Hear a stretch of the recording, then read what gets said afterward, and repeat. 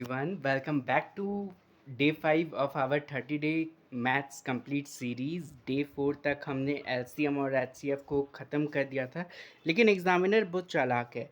वो आपको सीधे नंबर्स का एलसीएम नहीं पूछेगा, वो आपको फ्रैक्शंस भिन्न दे देगा और बोलेगा कि इसका एलसीएम निकालो। तो आज की इस वीडियो में हम फ्रैक्शंस और डेसिमल्स की उन कॉन्सेप्ट्स को सीखेंगे जो सीधे आपके रियल एग्जाम्स में पूछे जाते हैं, जैसे comparison of fractions, recurring decimals का शॉर्टकट और फ्रैक्शंस का एलसीएम एचसीएफ कैसे निकालते हैं। पेन और पेपर उठा लीजिए और चलिए शुरू करते हैं। Topic number 1, comparison of fractions, भिन्नों की तुलना करना। तो दो नंबर्स का अभी हम लोग तुलना कर रहे हैं, 5/7 और 9/11। ऊपर हेडिंग आती है विच वन इज़ लार्जर। ये दोनों में से सबसे बड़ा कौन है? सबसे पहला और सबसे कॉमन सवाल, विच फ्रैक्शन इज़ ग्रेटर। ट्रेडिशनल तरीका क्या है? आप 5 को 7 से डिवाइड करोगे, फिर 9 को 11 से। बहुत लॉन्ग प्रोसेस है। चलिए आपको एक शॉर्टकट ट्रिक सिखाता हूँ जिसे क्रॉस मल्टीप्लिकेशन मेथड कहते हैं। 11 को 5 से मल्टीप्लाई कीजिए और 9 को 7 से। तो 11 को 5 से करेंगे तो 55 और 7 को 9 से करेंगे तो 63। 7 नंबर 63। अब मुझे बताइए 55 बड़ा है या 63? तो यहाँ पर 63 बड़ा है और वो किस नंबर के साइड आ रहा है? 9/11 के साइड आ रहा है। इसका मतलब फ्रैक्शन 9/11 इज़ ग्रेटर दैन 5/7, है ना? सिर्फ 2 सेकंड का काम, बिना डिवाइड किए आंसर आपके सामने। Topic number 2, LCM and HCF of fractions.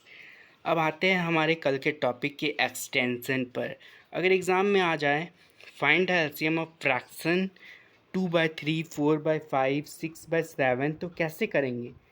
इसका एक सिंपल रूल याद रख लीजिए, जो निकालना है वो ऊपर वाले न्यूमरेटर का निकालो और बचा हुआ नीचे वाले डिनोमिनेटर का।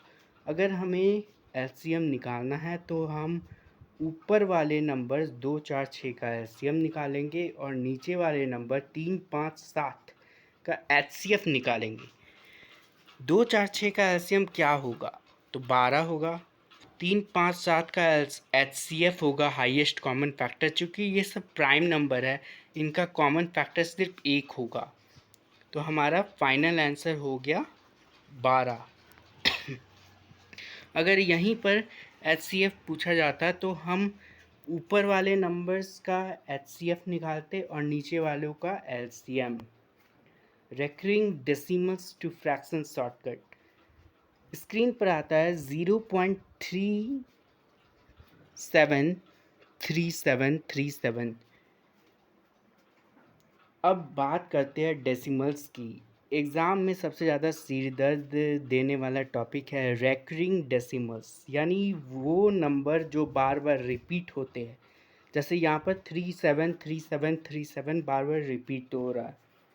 इसे नॉर्मल फ्रैक्शंस में कैसे बदले? स्कूल वाला मेथड भूल जाइए, स्ट्रेट शॉर्टकट देखिए। जितने नंबर्स के ऊपर बार रेखा है, नीचे उतने ही 9 लगा दीजिए।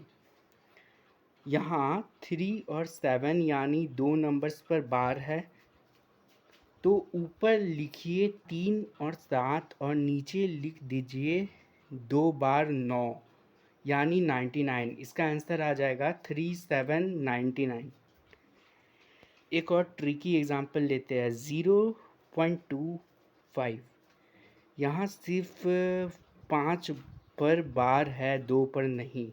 इसके लिए पूरा नंबर लिखिए 25। जिसके ऊपर बार नहीं है उसे माइनस कर दीजिए, 25 - 2 23 होगा।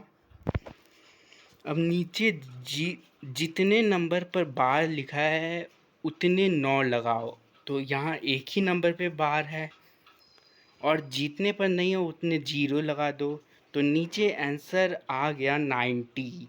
तो फाइनल आंसर होगा 23 और 90। इस कॉन्सेप्ट से स्टूडेंट अक्सर डरते हैं, पर इस ट्रिक के बाद आपका एक नंबर पक्का।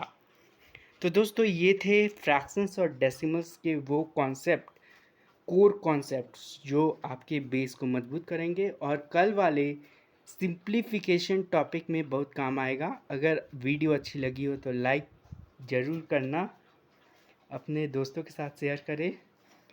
और डे 5 आज कंप्लीट हो रहा है। डे 6 में हम लोग मिलेंगे सिंप्लीफिकेशन एंड बॉडमस नियम को लेकर। Keep practising, keep rocking. Subscribe करें चैनल को।